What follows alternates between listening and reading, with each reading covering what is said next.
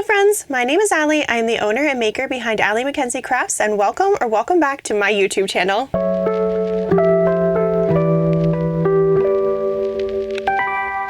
I have so many fun things that I want to talk to you guys about today. I have a little yarn haul from Michael's last week, and I have a lot of plushies to share for sure. But I want to also share some things around my markets because I have my back-to-back markets coming up with 1 week in between, and I've kind of maybe caused more stress for myself. I definitely have. I've caused more stress for myself. So the market I have this weekend is at a local farmer's market, and it is a 2-day event. Initially, when I signed up, I said that I would love to do both days, but they had so much interest that they split vendors across 2 days, with only a couple doing the entire weekend. The event organizer reached out to me over the weekend and let me know that the person who is sharing the space with me for the weekend, so I am set to use that space on Sunday. The person who is using the space on Saturday this weekend had to back out due to a family emergency, which I hope that everyone's okay in that situation for sure. But because of the situation, the event organizer reached out to me and asked if I would like to use the space for both days instead of just on Sunday. And I thought about it. I checked with my local friend who is also vending and doing the entire weekend with her crochet to make sure that it wasn't something that, you know, I don't want to hurt anyone's feelings by agreeing to be there both days when I was only set to be there 1 day. She's chill about it. She's such a good human. And so I will be there the entire weekend. I agreed to it. So here's the reason. The event was only $30 per day, $50 if you did the entire weekend. And the organizer let me know that I wouldn't have to pay more. So it's $30 for 2 days. That is unheard of. That is wild. That is such a cheap price. And even at 10 times the booth fee, aside from all the hours, obviously I'll be spending there away from my family, which is always something I factor into my brain when making these decisions. But even at 10 times the booth fee, that's only $300 base that I need to make to feel that I've had a successful market by the typical market standard of 10 times the booth fee. And so I couldn't pass it up. I mean, $30 for 2 days, across 2 days, it is truly unheard of. I mean, my cons are hundreds of dollars. I'm doing another 2-day event, which will close out my season. So kind of a funny end cap here for the Christmas markets with this upcoming weekend as the first holiday market. And now it's going to be a 2-day event. And then the last event that I'm doing early December is a 2-day event. And that one was $150.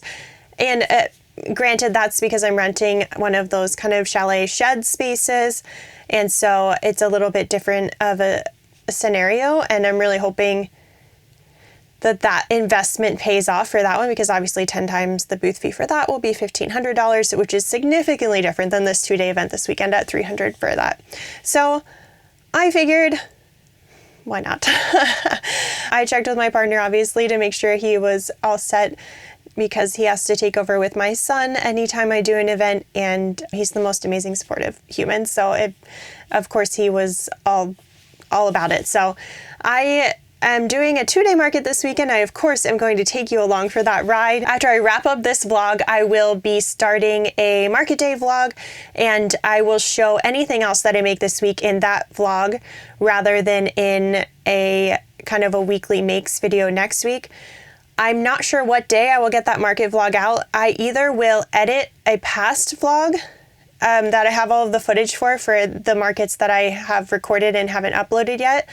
I will either edit that, or I will try my best to edit the footage for this 2-day event. But I predict I'll be pretty exhausted. It'll probably take me more than just a day or two to sort through it, because the market vlogs do take a long time to edit. So we'll see what video I put out next week. Hopefully I keep with this kind of weekly posting, which I really am trying to do. I would love to post weekly on here because I just love interacting with you all, and I love sharing everything that I'm doing in the crochet world. So yeah, 2-day market now. So we'll see what happens. The first thing I want to do is just go through a very mini yarn haul. I've actually been very good. I haven't purchased a lot of yarn at all lately. I have a massive amount of yarn. I would show you, but it's embarrassing how messy it is in my office. I'm kind of in, it's a big enough space to serve as an office, but it's also too small because I am also a massive book collector. You can see that behind me, this is just one of my shelves in the room. I have 2 more shelves over here and then a smattering of books elsewhere, and then I have yarn here, here, and here. So I'm a big collector of books and yarn, and they are taking up all of my space in this small office. This used to be a kid's bedroom before we bought the house, and I cannot imagine putting my son in this room. It is small, and also it gets very hot. The temperature control, it's a house from the 1960s, so this room suffers from that. But nonetheless, it is a small office space, and so I would show my yarn, but it is not something I am willing to share yet. I'm hoping to do kind of a more renovated space with some more kind of floor to ceiling storage from IKEA soon. And so I will hopefully be able to take you along for that process, because I'm very excited about that, because I think it'll make my organization a lot better in here. Nonetheless, I wanted to share a small yarn haul because I have been very good and haven't had much yarn to share, but I was excited to use the demi pearl. I purchased a few skeins of it when it first hit the stores, and I had an idea for a color that I wanted to use for one of the items, that one of the pattern tests that I did this week that I'll show you later in the video. But I needed to purchase that color, and they had a buy one get one 50% off, I think was the deal this time, sale for the yarn when I was there. So I needed to get at least 2. And then I had an idea for something else with color, so I ended up getting 4 colors. So I'm going to share those with you very quickly. So the first color I got was actually the color I went with the intention of grabbing, and that is this pink color. It is called Pale Lilac, but I think that's a misnomer because it's pink. This is basically a blush pink color. It was perfect for the project I had in mind. I will say, for the demi pearl, I'm not used to using, it is a thicker yarn. It reminds me very much of the thickness of the Joann Big Twist plush yarn and kind of the effect it had on my wrists and the size hook I needed to use. I used it with a 6. I absolutely need to size up. The 6 was way too small. I definitely was feeling it in my wrists. They were creaking from using it. And so I will need to size up, which is unfortunate because I was using a 6. The next size up I have from a 6 is the 6.5, but it's the tulip version, which I actually kind of don't love, but it's the only metal option at a 6.5, and then it goes to the plastic hooks for Clover from there. I am a big Clover stan. I absolutely love their range of hooks that are metal, but I cannot deal with the plastic. I put up with it, but the squeaking and just the overall vibe of the plastic is not it for me. And unfortunately, given the way that I grip my hook and the way I hold my yarn and everything, I can't use the furls that I've purchased because I was so excited when I saw they had a full range of metal hooks, but the neck is too long on the furls hooks, unfortunately for me. I will continue trying to use them, but just because of how I hold my hook and where I place my finger to hold the yarn and everything, it's just not the option for me. So unfortunately, without many other metal hooks with a short neck like Clover on the market, I have to go up to plastic when I have to go to a 7, which I do think I need to be using a 7 for this. So I might just have to suffer through it for the sake of having a little bit more of a jumbo make, which was the goal in purchasing this. And it absolutely did come out bigger than the Bernat version of what I made. So I will show you that soon. The next color I got was this white cap gray. Again, feels like a bit of a misnomer. It's basically a tan. I don't know, some of their naming conventions for these were a little bit off in my opinion, but I got this one because it feels incredibly soft. I will say that the demi pearl is a yarn that you absolutely, much like Bernat, need to go to the store to feel for the texture, because some of the skeins feel like the old Bernat formula, which I absolutely hate working with. Like I will avoid it at all costs because it really does hurt my wrists, and I can't afford to give myself any kind of injuries because I want to continue crocheting and doing markets. So I will not be using any of the demi pearl that has that rough consistency. Ugh, I just hate it. Anyway, you all know, if you use these yarn brands, you know exactly what I'm talking about. But I got this color because, again, it was buy one, get one, and get one half off. And I had chosen 2 other colors for a specific idea I have in mind. And so I needed a 4th, and you can't go wrong with a neutral. So I grabbed this one. The next 2 I'm going to show together because I am planning to do something, to create something with both of these as soon as I saw them. It's kind of one of my favorite color combos for plushies. So when I saw these colors and the skeins felt mostly soft and comfortable, again, especially for this one color, I'm definitely going to need to use that sized up hook or it's going to hurt my wrists, but it's not that same awful texture. It's just thicker. This one just feels thicker. Some of the strands feel like they have more of a base thickness than the others. So it's very interesting that the yarn is so inconsistent between skeins and colors, but I digress. So I got this gorgeous blue. It is called Navajo Bay. And then I got this pale banana. This one definitely fits the name. And assuming Navajo Bay is a real place, the water makes sense. So these 2 names actually match what I expect for like the colors to be for these names. So this beautiful like light blue and tealy blue and light yellow combo is one of my absolute favorite combos to do for plushies.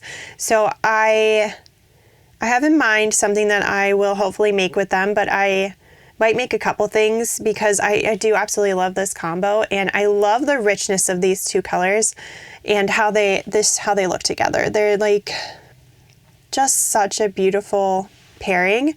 So I'm excited to make a few projects with these. And then the last business related item that I grabbed at Michael's last week were these pipe cleaners. I saw them on sale, and I mean, I'm a crafter. I can always use pipe cleaners, especially on makes for antenna, because most yarns do not have the stiffness to hold up and hold its shape for an antenna, and so pipe cleaners are a great option. So I grabbed these because I think they were half or 60% off, and they're only $5 at base price. So I grabbed them because there's black, silver, and then pink and purple are 2 of my favorite colors. So I grabbed these at Michael's. So that is actually my entire Michael's haul. I normally, at the beginning of my crochet business, would pick up a skein or 2 every trip, but lately I found that I'm more so buying non-business related things, so it's not part of my business credit card and all of that. It's personal items for my son. I do kind of a little, like, I call it art school. He's almost 3, so we just do a lot of finger painting and drawing and all of that. So I find I'm buying a lot more kids art supplies lately at Michael's when I go, but it's a fun thing my son and I do every week. We go and have a Michael's trip, and he loves to sit in the cart and eat a snack while we walk around, and he points at everything. So it's a fun experience to do that. But now and then I will buy yarn and share it with you all as well. The next thing I wanted to talk about, as I am approaching a market weekend this weekend, and then I have 1 weekend off, and then I have the 3 markets back to back to back. So I am thinking about my entire market process and how I prepare for upcoming markets, and I thought I would share a few things for my tagging and for items that essentials that I absolutely always pack and have with me at every market, so that hopefully if you're heading into your first markets for this holiday season, or if you're watching this sometime in the future for your first market, that I can hopefully help you with a little more information about my process. I will share more at the market because I'm not going to go out to my garage right now and show all of my display items and all of that. Plus, I'm hoping to shake up some of that. I'm probably going to place a purchase today to buy a few items that I would like to add. At this time, I'm going to just share the items that I keep in the house. I have a kit that I take that includes sort of all of the items that I take to every single market, indoor or outdoor. And I have a bag that I always bring that has electronic essentials. So I'm going to share that so that hopefully if you are looking for kind of a what do I absolutely need to bring, that this will help you to check some of those items off of your list so that you can ensure that you're not forgetting anything, because most of the items I've added to I call it my kit. I'll show you. This is my kit. that I bring to every single market. Most of the items that I've added to this are actually because either I anticipated an issue or I did run into an issue and I added it immediately to this box so that I would not forget it in the future. So I'm going to go through this kit and share with you the items that I absolutely think are necessary for everyone to consider bringing or adding to your list for sure. And hopefully it can provide you with a little bit of value if you're looking to start markets, or even if you are a tenured person who does markets and you haven't thought of something that maybe I take to all of my markets that would actually be a lifesaver for you. I'm going to share everything that has helped me and hopefully you find value in that. Okay, so I want to go through each level of my market kit and share what I always keep with me and what I have in this box. It has obviously they're all smaller items. I can only fit so much in here, but I'm going to start with the top section. Oh, and unfortunately I purchased this box from Joann, and I'll see if I can find the official, oh here, it's Creative Options. I don't know if that was a Joann specific brand or if it is something that you can find elsewhere, but I did purchase this from Joann. So on the top level, I always keep my business card holder, business cards. So my business cards are from Canva. I did pay extra for the rounded corners. This is the front and the back. And I have my extra box of business cards in here as well. And then I have, these are my hang tags. So I will show a little more of my tagging process this week as I do my market vlog. But I got these nylon hang tags and they're awesome. So they have one of those plastic connectors. You put it in, you can't get it out without cutting this, or unless you're really pulling on it, but it's definitely a kind of secure way to ensure my tags aren't being pulled off or ruining the stitches for the plushie. So I'll show an overview of how I attach my tags. But these are the hang tags. I always keep them in this kit. And then I always keep a notebook as well. And I have the pen lower in the box. So that is everything I keep on the top. I used to also keep my card reader in here, but because I moved to having a technology bag, I call it, I'll show you that, I kind of cleared out this area because it got pretty full with everything I was keeping up here.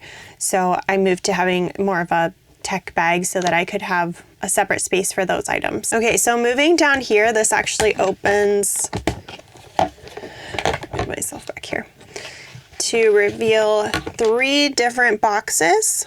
So I'm gonna set this on the ground and then pull each one out and to show you what I have in these boxes separately. So the box that's on the top is actually the smallest, thinnest one. So there's only so many items that can fit in this box. And I keep a mini med kit. This includes Band-Aids and alcohol wipes and all of those things. I actually needed this a couple of times because I set up my tent and everything by myself most of the time. And so I have actually pinched myself many times on my tent, and so this is a vital necessity for me. I keep a mini tissue pouch in here, a charging cord. This is actually an extra because I have a charging brick, which I will show you, but I just like to keep that. This one went to my iPad, and so I keep it in here just in case. Pen, and I actually have 2 pens in here. Mini packs of extra strength Tylenol because I have gotten a migraine more times than I would like to admit. Anytime I don't sleep well, don't eat immediately, and don't drink enough water immediately in the day, I usually get a migraine. I know that those things trigger migraines, but I'm usually under a lot of kind of stress and rushing around for market days, and so unfortunately I have gotten hit with migraine several times and not had Tylenol available to me, and so I bring a couple packs of extra strength in here just in case I don't have any left in my purse, because now I make sure I have it in both places. And then the last thing in here is actually batteries. So I have these rechargeable batteries. I recharge them as part of my charge fest that I do the night the days leading up to a market, I charge all of my items that I use for my market days. And so these batteries are actually one of the items I charge if I'm doing an indoor market, because I set up often lights, string lights around all of my display when I do an indoor market, just because I have more time for indoor markets, because I don't have to set up the tent, the weights, all of that. And so I do a little more display with leaves and lights and everything. So I use these rechargeable batteries so as to not waste as much batteries because they do stay on for many hours in a day. Okay, sorry for the lighting and position change. My son woke up from his nap, so I had to say hi to him and get him and my husband on their way to the library. They go to the library a couple times a week in the evenings to give me some time to work on my business stuff. So I'm going to finish up recording this video while they're gone. And I do apologize. I'm losing the sun because it was just daylight savings time over the weekend. So I am now going to have to figure out something with my fill light. I have one ring light, but hopefully it's enough lighting for now. I might get some kind of box lights or something to help out so I can record more in the evenings, especially because my son does sleep then. So it would be nice to have some nice lighting to be able to record videos in the evenings as well. And thinking forward to him dropping his nap because I won't have the time in the afternoon to record anymore. Anyway, you probably care nothing about any of that. So the next layer, the next box that I have is a little bit larger. In this one, I have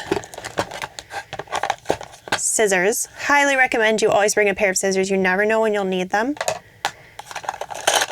Laminated price tags. So I have a couple 10s and a 5 for my smaller item bins. And along with those, I have these. So you've probably seen in my market vlogs that I use these on my little small bins. You clip this onto the bin, and then this top clip holds my price sign. It does swivel around, so no matter what angle I have the clip on, you can get the price. So it is very multifunctional. I have a lot of these items are listed in my Amazon storefront. So these are in my Amazon storefront linked below if you would like to use something like this for your price tags. And then also in here, not the best ASMR probably, but I have S-hooks. Again, if you've watched my market videos, you've seen these. I use these to hang my loveys, anything kind of with unstuffed bodies, I will hang using S-hooks. I make sure that it's through enough stitches and at the right part of the body that it doesn't stretch out any stitches. So I'm very careful and cautious with it. But it's a great way to display snugglers and loveys. So I use S-hooks and I use them on my wire grid shelving, my cube system. We'll see. I might at some point invest in a pegboard display or something to that effect. I'm looking to upgrade to more like natural wood elements away from kind of the metal vibe, because most of my booth and aesthetic is natural wood, floral, things like that for my brand. So while they are white, the metal cubes don't really match with that style. So anyway, for now I use these S-hooks on the end of my grid system to hang loveys. And then also in here I have these, no, these ones I don't need. Actually, that's all I have in this box that I use actively for my markets right now. I have some old thank you stickers that I printed with my mun bin. Again, if you're looking for a good thermal printer, the mun bin is my favorite. I use it for so many things. I use it to send shipping labels. I use it for stickers for my markets. I use it for the labels I need to put on for the store that I have my items in, that I consign in. They have a certain label system that I can print the labels to my mun bin for that. And so it is an extremely good investment, and they run a sale on it often on Amazon. So I highly recommend if you are looking for a good thermal label printer. I'm in no way sponsored. I do get a small commission from my Amazon storefront if you use it. So if you ever use any of my links, thank you so much. You really are supporting my small business in more ways than you know when you click those links. But nonetheless, if you are looking for a good thermal printer that prints stickers like that, those are thank you stickers. Highly recommend them on Bin. And then the final box is actually the thickest one, so they layer by thickness. And this is where I keep all of my price tags. So and I guess I should just say, I also always keep fabric glue. Never know when you're gonna need it. This is a mini size bottle, and it has come in use and handy for markets before. I also have some extra Sharpies and a pencil in here, so different writing utensils just in case. So my tags are printed from Canva.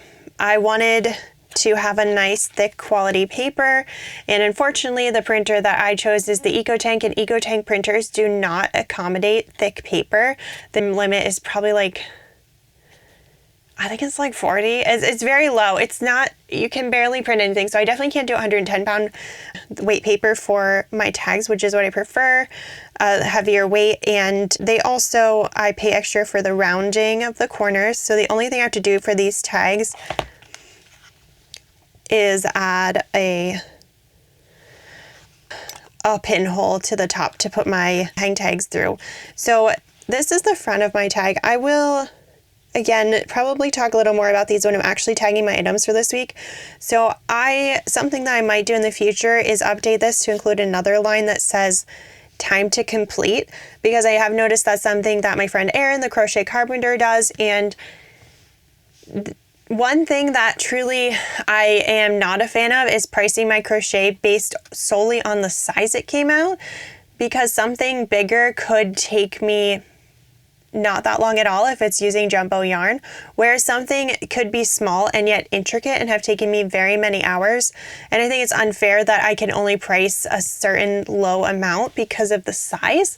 So I do price by my time and materials, and one thing that I like about including time is that people can see the amount of effort that you put into that product and hopefully appreciate the price a little more.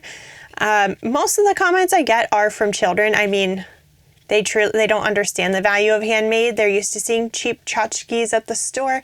So I get that, but I do want to avoid some of the sidelong glances I get from adults when they see the price tags, because some of these items truly, I mean, some of the items I'm sharing today, the items I shared last week, they take multiple hours. And so I need to pay myself fairly as well as cover and recoup my time and materials or else this is not going to be a profitable business. And so I love the idea of including the time to complete. I may just include it, like I might start just writing it down here in like the corner or something on these tags, because I do have a lot of them left for now. But nonetheless, I always have the item, I write the name of what I call it, the price, and then the SKU. So I use Shopify for my POS system, and I record every single item that I am bringing to my markets to sell, and I give each unique item type a separate SKU number, and that makes it easier if someone else is running my booth. They can just type in a SKU, because they might not, sometimes I find it easier to type in a number than to try to start typing in the name and find something in a list using the name. So the SKU lookup is a really helpful way for people to be able to find it. In the future, I'm hoping to move to a barcode system, and so this is a step in that direction because I already have all of the SKUs created. On the back, I have my PA toy registration number, and it just says Made with Love in Camp Hill, PA by Mackenzie Crafts. Per federal regulations, you are supposed to include on your toy tags where the toy was made, and so this is my way of doing that. I live in one of the three or four states only in the entire country of the United States that requires you to complete toy safety testing and get a registration number. I have done that process. I was hoping I would have started YouTube by then. I wanted to document it, but unfortunately that didn't come to fruition. But It was kind of an arduous process. I had to send a toy sample out for lab testing. They tested it for flammability and substances. I think it's like dust quotas and stuff.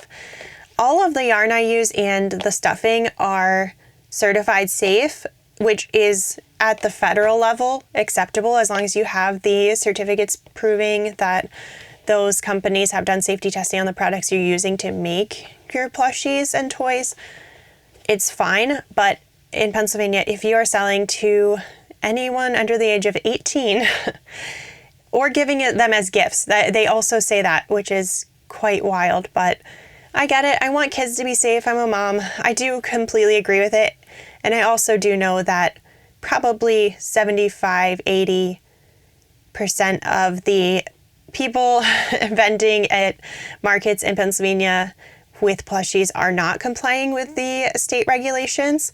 So if you're in Pennsylvania, I think Ohio, and there are one or two other states that require toy safety testing. It might be only one other. I think it's a northern state. Check your state regulations. Make sure that you are compliant, because I don't know what the fines would be in Pennsylvania if they decided to pursue it, but I wasn't willing to pay it. So instead I paid, I think it was either $300 or $600 to get all of the lab testing done. It was very expensive. It was an investment, but now it's done. I have my registration and I am able to sell toys in Pennsylvania legally, and I just have to renew the registration every year. So this goes out on every single toy. They say to affix it. So because my plushies are handmade, I've tried sewing tags on them, and honestly, it is entirely too time consuming, especially with small plushies. To do that, it was taking about 10 minutes per plushie to even add a tag, which adds up when you make hundreds of plushies. I just don't have the time to do that. And so it's an acceptable version to instead use a tag to attach it. And that's why I use the hang tags that you can't just unsnap or take off easily, because then it is permanently affixed until the parent takes it off. So that's that. I always have this tag on every item I sell except for the small items. And then I will always have one, if it is a plushie. If it is a household item, that's the only tag I have. If it's a plushie, I will either have this tag, which is my tag that has the safety warning for small parts.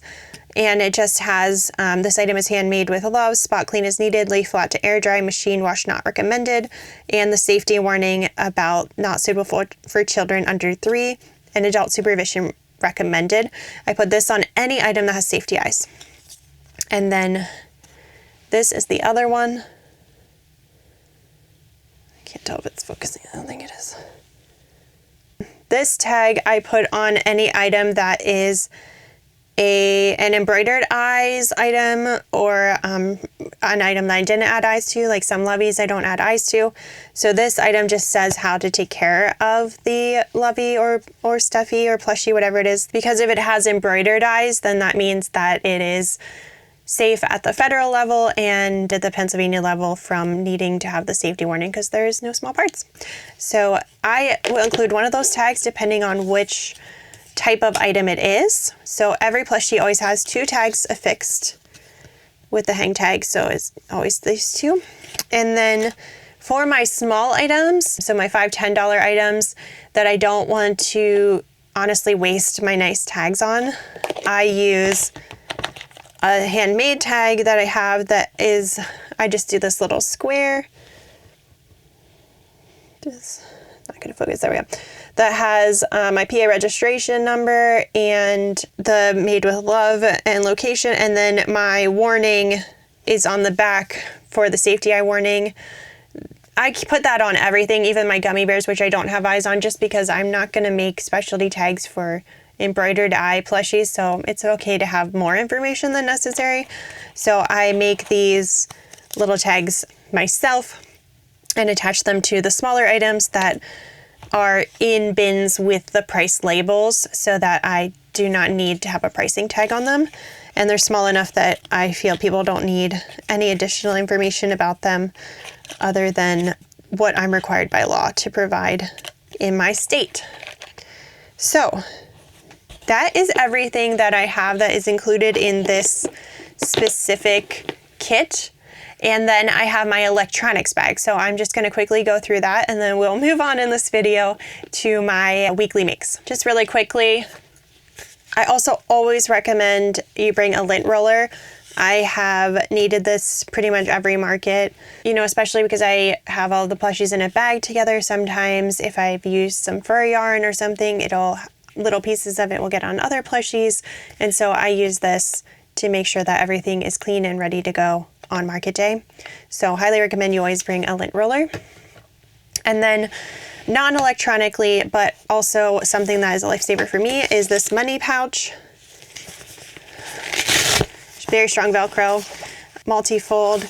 I always have this around my waist, so I don't have a cash box. I keep the cash on me. It is always around my waist, or it is around the waist of whoever is helping me if I step away.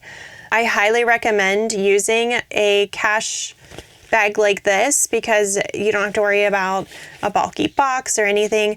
I do absorb the cost. I've talked about this in my market vlogs. I do absorb the cost of cash sale taxes so that I don't have to work with coins, because honestly, I don't want to deal with it. I don't want to be counting out that kind of change to people. And so highly recommend this unless you are using, I will say this specific one, again, linked in my Amazon storefront, did come with a coin insert. I took it out, but it did have a hard coin insert that you could use, that you could easily slot coins out and in.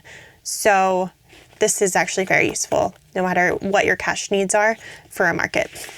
Okay, and last but not least, for this kind of not display related market essentials, is I always bring 2 power banks. That's just because my husband and I both have one, so I just borrow both of them.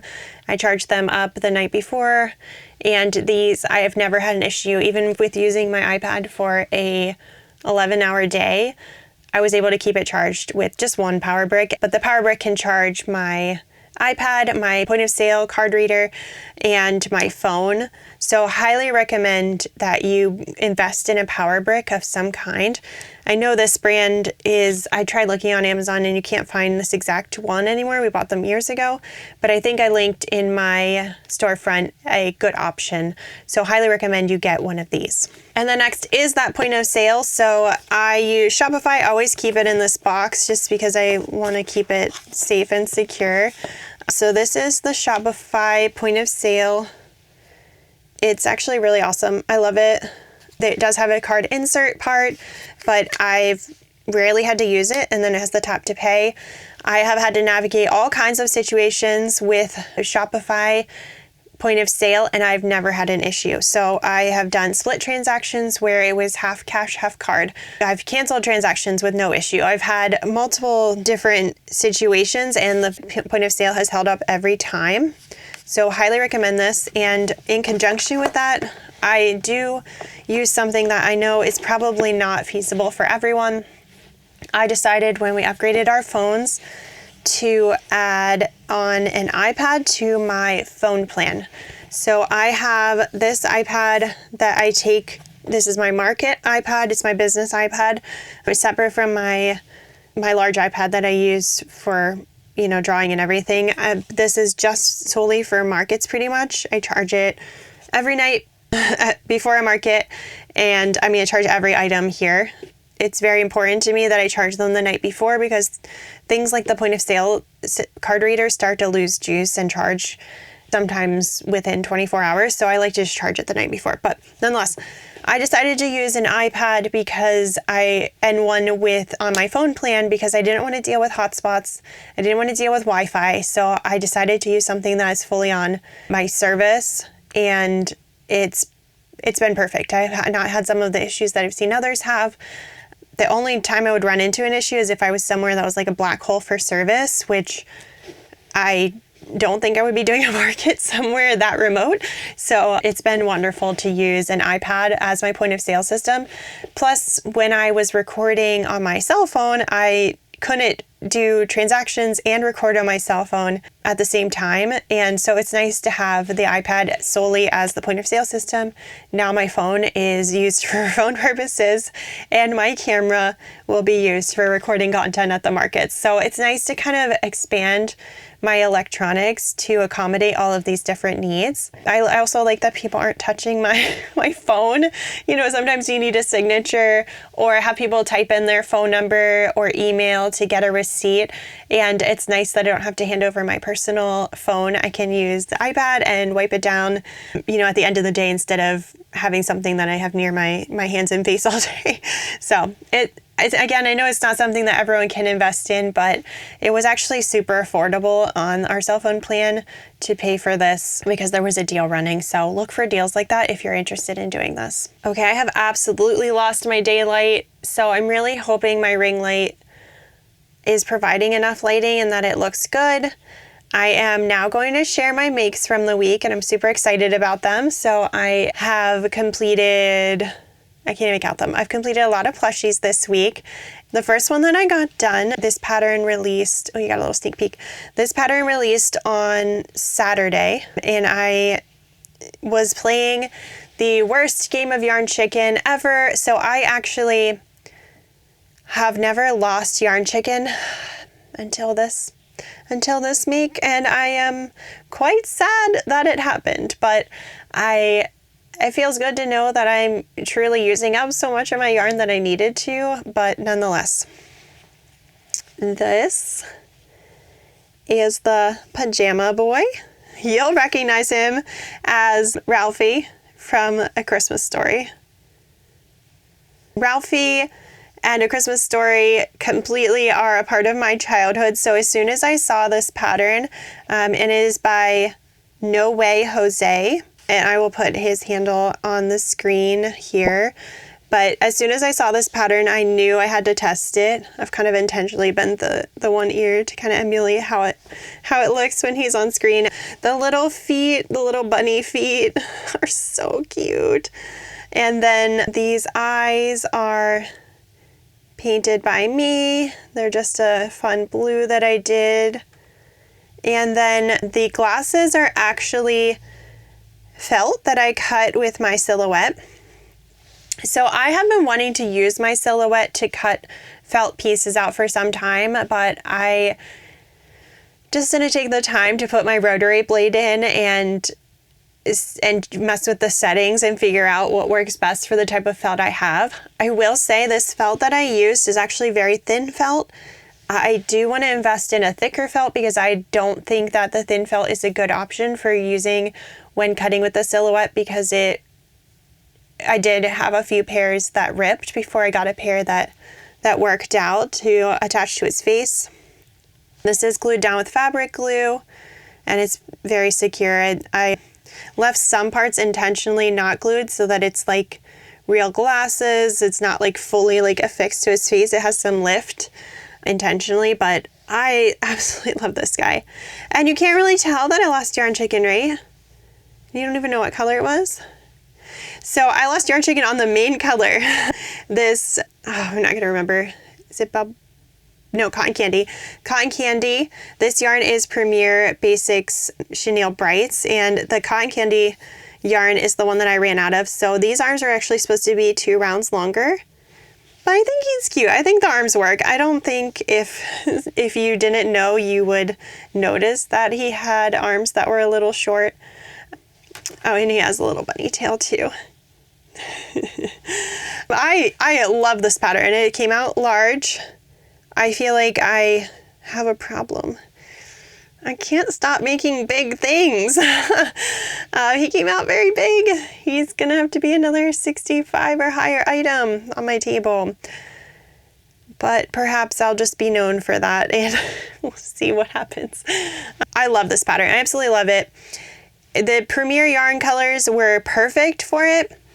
By the way, I am a Premier affiliate. If you ever are looking to purchase from Premier, or you purchase from them frequently and don't have someone who's an affiliate whose link you use, please consider using mine. I do get a little bit of a commission for everyone who uses my link, and it really helps me. I use it to purchase more yarn, and that helps me to be able to do things like yarn reviews that I have coming up and things like that. But this pajama boy pattern is out now, and I have included the link to it in my favorite patterns document below under the pattern test tab. I turned on one more light. It's a little bit more yellow. Again, I need to get some kind of fill lighting or something, so I'm sorry if the lighting's really not great for this part of the video, especially because I'm showing off my makes that I'm so proud of. But with daylight saving and my son's schedule, I have very little daylight to actually show off makes, so it is what it is. I do have pictures in sunlight of all of my makes on my Instagram. I will be sharing these this week, so you can see the full color, nice versions on there if the lighting and color is that bad for these clips. I will try to get the colors as real as possible in editing, but I'm sorry if it's not showing well. The next item I finished was for one of my best friends, Kelsey, Crochet with Kelsey. I love testing for Kelsey. One of my favorite makes I've ever completed was for her. I will insert the photo here, and I'm sure you've seen it before if you've watched my other videos. It's Primrose the Pixie, and I spent hours adding details to my version, and it was so worth it. And in honor of Primrose, for this test for Kelsey, a year and a half, I don't know, over a year later, I've done many tests for her in between, but this one is a tribute.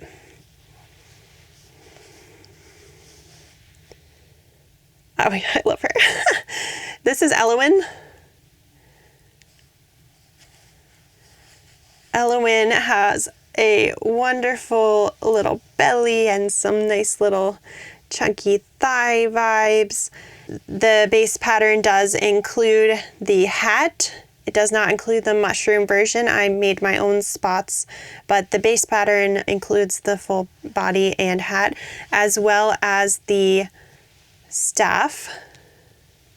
I have added a velvet mushroom too. And this yarn is, well, the velvet for the mushroom is the Juicy Couture velvet from Joann. So if you don't have it, you probably won't ever be able to get it again. I don't think any brands are bringing that back. The rest of the base yarns, the red, the white spots, the green, are Zaddy Crafts. Absolutely love the vibrancy, as always, of Zach's yarns. And then this moss kind of yarn I got off of Amazon, and the brand is, I think, Estaco. So that they have this green is so perfect for moss. So I love using that for moss details on things. I added moss to her hat, little patches on her body and on her stuff. So, oh, in her eyes, these are 30 millimeter from Brit Nerdy Girl Crochets. I think they are from her, I want to say I Prevail. I think I remember writing that down, but how about I just write it up here if I have gotten that correct or not. But yeah, 30 millimeter eyes from Brit, and then Zaddy Crafts yarn for the main body. I absolutely love it. I use a hook size 4.5 with Zaddy Crafts, and it still came out. Again, another big guy, but oh my gosh. And Zaddy Crafts is so soft. Like, I'm just holding this and it's just such a nice texture. Now and then you get a skein that is pretty rough. There was an issue with some of the dye lots from one of the batches that Zach got in, which he was aware of, but the brown, for example, that I use for my mallards is very rough to work with, but I'm determined to keep using it because I paid a lot to get that yarn here. And then most of the colors, though, are so soft. So, like, these are all soft that I used on here. So that's Elowen. The next item I completed was for my friend Erin, the Crochet Carpenter. If you've watched any of my videos, you are well aware that the Stitchkins series has a massive place in my heart, and I will recommend the Stitchkins to anyone and everyone. And so I completed Pen the Pig. As you can see, a stitchkin means that it is a finger puppet, and my son is absolutely obsessed with these. Every time I do a stitchkin, and I've completed almost all of them, I think there's a couple from the very beginning of the year in like January, February that I hadn't quite gotten into the series yet. And once I made Drift, and actually I made the Chameleon, I can't remember her name right now, Cami? But once I made the Chameleon, I was addicted, and I made them from Drift on. I've tested all of them because I am so in love with them. My son has an entire bin now that I've made of these for him. I always make one for him first, and then I will make a bunch of the plushie version for markets just because it's more time effective for me. However, for the future, I have purchased something that is like a mug stand, and I do want to make puppet versions of all of my favorites and have a puppet version at a bit of a higher cost, because the puppet version does take me longer because you have to attach the finger tube into the rounds, which takes more time and more thinking. But I make one finger puppet at least for my son. So he has his puppet show bucket. He likes putting up his little play mat and doing a puppet show with all of his puppets. And so I was very excited to test Pen. So after I made the puppet version for my son, which will not go to market, that little piggy will not go to market. Oh, I'm probably going to cut that. That was bad. After I tested the official puppet version, I made 4 plushie versions to take to my market this weekend. So I have, and I think I'm going to make a 5th one. So I have another one in Bernat Mystical, which was the one that you saw that I made for my son with the finger puppet, was Mystical. I love the Mystical line so much. So I made one in Mystical. I used a 6mm hook for Bernat. I made 2 in the now discontinued snow cone yarn from Premier. I got some of it from a friend, and I wish it wasn't discontinued because I absolutely love how these guys look. So I got 2 in that colorway. And then what I bought the demi pearl for was to make a more jumbo version of Pen, and so I made a demi pearl pen. And like I said earlier, I did use a 6 still for it, which was unwise. Even at a 6, it still came out much bigger. You can see the comparison of how much longer it is, but I'm not sure if it's showing it well there, but it's like a good inch longer, maybe half an inch, but nonetheless, I think if I used a 7, I would achieve the size I'm looking for. So I'm hoping to sell the jumbo version for a little bit more. The yarn costs a little more. It's a little more hard on my body. So I want to make these more kind of jumbo pens in the demi pearl. So I'm going to try it in a 7 next. And then after I finished that gathering, what's a gathering of pigs called, I wonder? Anyway, after I finished that set of pigs, I moved on to the surprise release that Erin had, which was Clover the cow. So this is Clover. I made him in Bernat Blanket. This is Lead, the color Lead. The ears are actually in Sand from Premier Basics, and then the rest is Bernat Blanket colors. But again, had to make a finger puppet version first. My goodness, the ring light really shows all of the... I feel like before a market, I should just hold all of these in front of a ring light, and so that I can see where all the polyfill is from sewing. And just from like stuffing it in general. It kind of sometimes migrates and sticks to the outside, as you all know. But I am so in love with this one. It does take significantly longer than the pig because of all the color changes for the spots. And there are a lot more colors with this. The pig is solid 1 color. The cow has 1 color for the snout, 1 color for the main body, 1 color for the ears and spots, 1 color for the horns, and then a color for the feet bobbles, which can be the same like I did for this one as the spots, or it could be a different color. So there is a lot of color changing and colors happening with this pattern, but I love him so much. So I made this one. That's for my son. He is going back into his puppet show box. And then I made a plushie version, which I did in my favorite color, purple. And I love it. I love it so much. I decided to do the feet bobbles in the same color as the horn bobbles for this one, just because I was trying to keep that lighter, airier vibe for it to go with this light, nice purple. But I absolutely love it. Again, it does take me, I mean, even after I've made two, it probably takes me close to an hour to make this. So this is going to definitely be more than pen. For my normal size, which I don't think I'll make a jumbo version of Clover, I'll probably do 18 because it does take more time with the color changes. So that is all I made for my Stitchkins this go around, but I'm really happy with it. I mean, I made 7 Stitchkins, which is a lot in 1 week. I think the most I've done before is 5 or 6 when I made Drift in 1 week. So I was happy to complete those pattern tests for my friend Erin because I just love these patterns so much. And they're great as plushies or finger puppets, which is the main intention of this line that he's doing.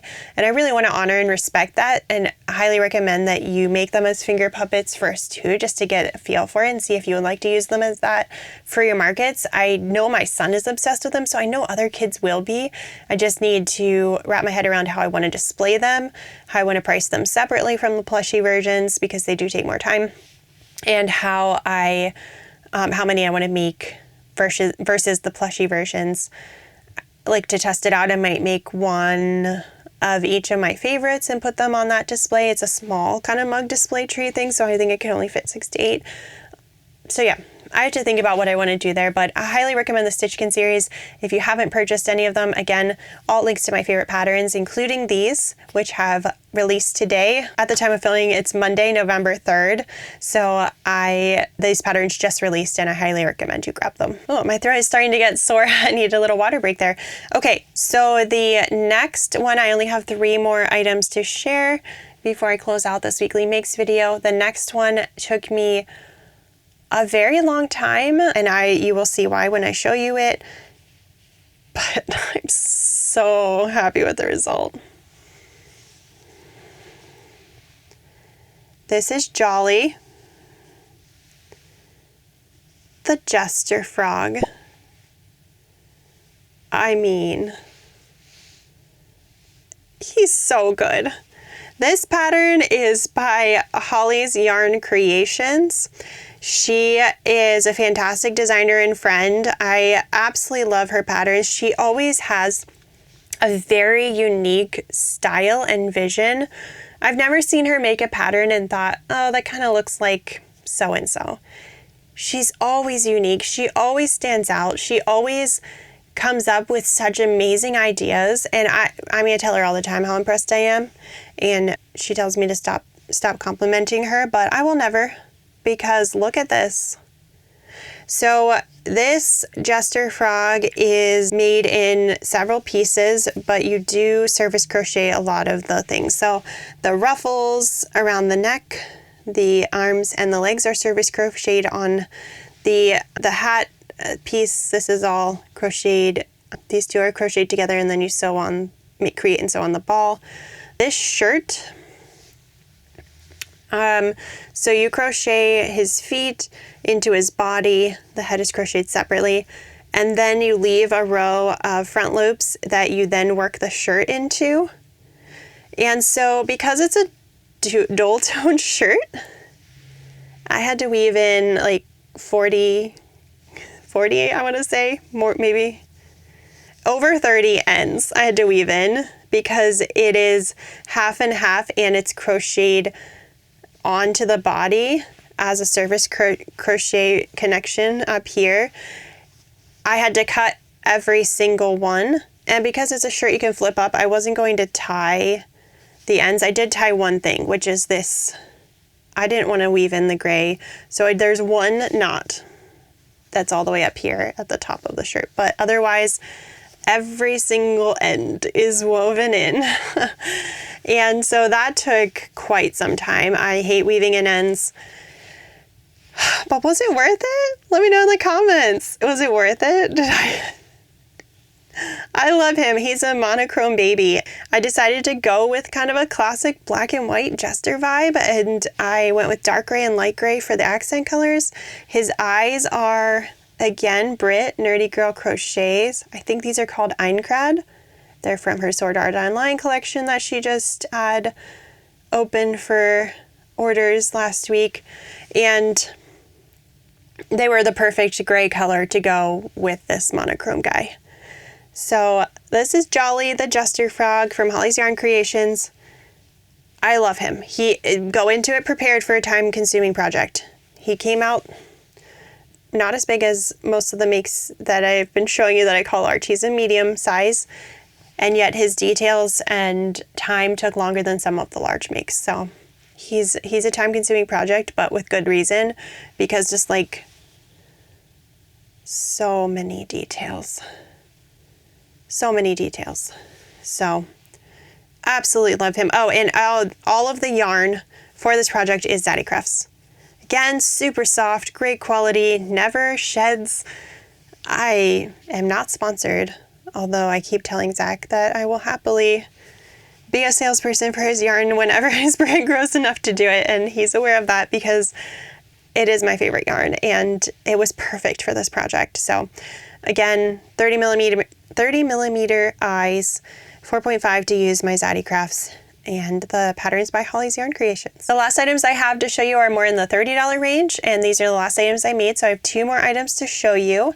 The first one is a tribute to a pattern that keep your foot down. Oh, he's not going to show well in this lighting. Hopefully I can color correct this enough that you can see him.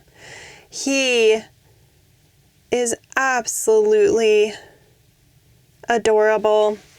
This is Arky Jr. He is the mini version of Arcticus, which is a pattern that I tested for, I think it's MO2 Designs, but I will put it here, last year. And it is coming up on the year anniversary of the pattern. And so I will post the picture here of the Arcticus I made, which is a large version of this guy. So I made him in the exact same colors as a tribute to my original one I made last year. And I love him. I love that initial pattern. I've been meaning to make more of them. I just forever am forgetting to use my backlog of patterns because I very much have ADHD and I love new shiny patterns. But my goodness, it's just, how do you say no to that face? I love him. The eyes are 25 and they're hand painted by me. They're an eye that I was thinking about releasing last year for a collection I was going to do. I might still do it in the future, but they're a light pink with hearts inlaid. And I love him. This is all in Bernat except for the fur, which is the Michaels Loops and Threads fur. And you know, if you've been around for a while, you probably know that this colorway, Pitter Patter, that I used for the face and details is one of my favorites. When I can find it in a soft version, I can't trust buying the skeins online because I made that mistake before, and they were the harder version that is from the China factories. So if you don't know that about Bernat, anytime you're wondering if it's a old style, old formula or new, the newer formula Bernats are actually manufactured in India, and so those are always the soft ones. Any of them that say made in China are usually the rougher ones. So I don't know what's going on with those factories. I mean, I know Zaddy Crafts yarn is made in China and it's incredibly soft, so Bernat Yarn Inspirations really needs to consider who they're using to manufacture their yarn there, because I love when it's soft. So when I can find the soft Pitter Patter, it is one of my absolute favorite yarn colorways to use. And then last but certainly not least is a new release from Oaken Marlowe. It's Millie the Chicken, and I made her as a ducky. I embroidered the eyes because I want to have more embroidered eye items on my table again. I used to have a lot of them that they sold, and embroidering eyes is time consuming, but I think for something like this, I want to make a bunch of Fable Friends and do them all embroidered eyes. So I'm going to invest time in that because I want to have items that people can purchase for any age of child. I saw a couple of other friends here on YouTube talking about this pattern, and they mentioned how hard it is to start the feet. And so I honestly picked this pattern up because I wanted to see. I had already purchased it, but I decided to get it on the hook because I wanted to see how frustrating the feet are. And I can see what they're talking about. You work into the initial chain in a unique way, and so I highly recommend, if you do this pattern, to have your stitch markers handy because it does help to mark your stitches when you're working, especially with a thicker yarn that you can't see things as well as you can with like a worsted weight. I use stitch markers anytime I need to when I'm working in tricky, tight spaces and I don't want to lose a stitch. So this is a new Oak and Marlow Fable Friend, and I absolutely adore it. I definitely want to try the ostrich, and I want to try the mallard version of this and the chicken version. So I love that this bird one has several mod options, and I just had to do this. Oh, this is in the Bernat Mystical. I saw Maddie from Granny by Nature Crochet use the Mystical line for it, and I was like, yes, that's exactly what I want in my life. So I use the Mystical line as well. Again, a 6mm hook. It's what I usually use for that.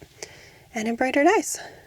So yeah. Okay, friends, that is all of my makes for the week. Sorry again that the lighting shifted so drastically from the beginning of the video. I wish I could use natural lighting all of the time, but it's just not going to be feasible for me moving forward, especially as we get into the dark winter season here. And as my son gets older and probably will drop his nap, I need to be able to work when he's asleep in the evenings. And so I will work to figure out a good lighting solution, but hopefully it's not too bad. I am very excited to move into this market season. I'm also very nervous. I obviously have not spent enough time making small things, so that is my focus this week. I have 2 pattern tests, and they should be fairly straightforward ones, so I will complete those. But otherwise, I'm not taking on any further pattern tests at this time because I need to just focus on these markets and my tech editing that I need to do for my clients that I have regular patterns to edit for. So those need to be my focus instead of pattern tests, and I'm really looking forward to these upcoming markets and looking forward to taking you along with me on that journey. If you like this kind of content, I would love if you would subscribe to my channel and join me on this journey, especially as I have all of these markets coming up. I definitely will be vlogging all of them, and I do plan to continue sharing weekly makes and market tips and all of this kind of content. If there's anything else that you're looking for, please leave me a comment down below.